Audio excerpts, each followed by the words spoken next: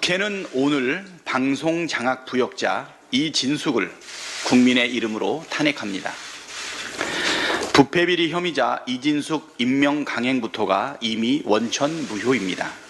1분 1초도 방통위원장 자리에 있어선 안 될 인물입니다.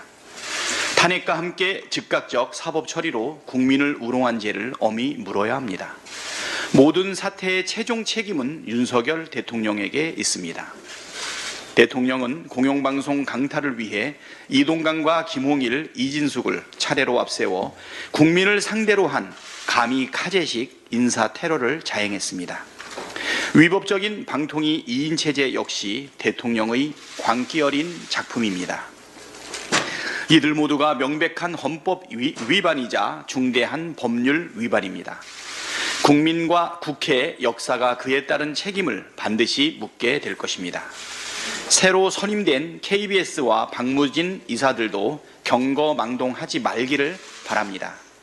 만일 정권의 방송장악 꼭두각시를 자초할 경우 무거운 법적 책임이 뒤따르게 될 것임을 엄중하게 경고합니다.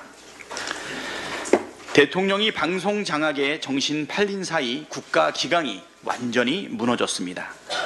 역대 정부가 수십 년에 걸쳐 어렵게 구축한 해외 군 정보망이 정권의 허술한 관리로 괴멸적인 타격을 입었습니다.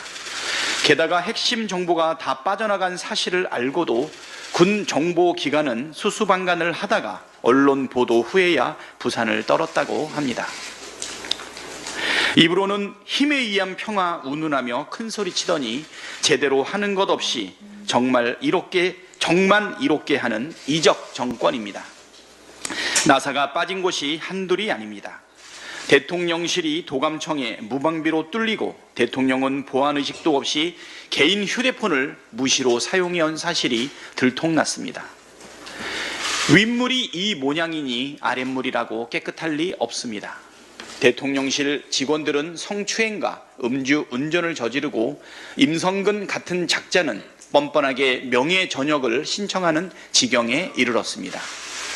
이 정도면 국가기강이 송두리째 붕괴됐다고 보는 게 정상 아닙니까?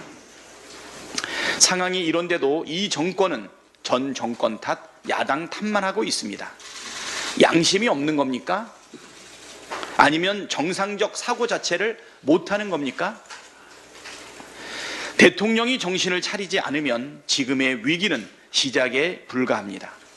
방송 장악이나 김건희 방탄 같은 반헌법적, 반국민적 망령에 빠져나와 기강을 바로잡고 국정 정상화에 모든 노력을 기울여야 합니다.